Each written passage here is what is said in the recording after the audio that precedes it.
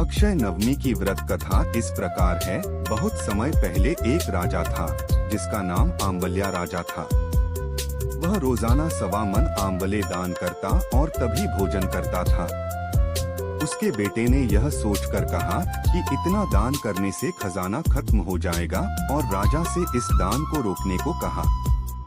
बेटे की बात सुनकर राजा दुखी होकर महल छोड़कर जंगल में चले गए।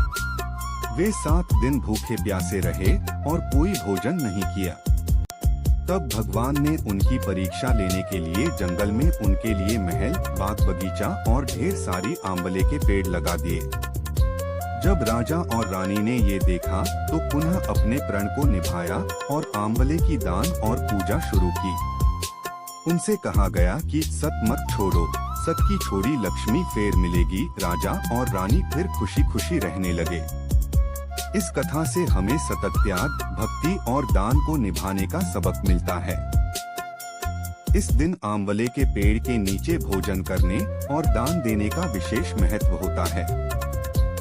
कहा जाता है कि अक्षय नवमी के दिन भगवान विष्णु, देवी लक्ष्मी और भगवान शिव की पूजा करने से सभी मनोकामनाएं पूर्ण होती हैं और जीवन में समृद्धि एवं स्वास्थ्य की प्राप्ति होती है।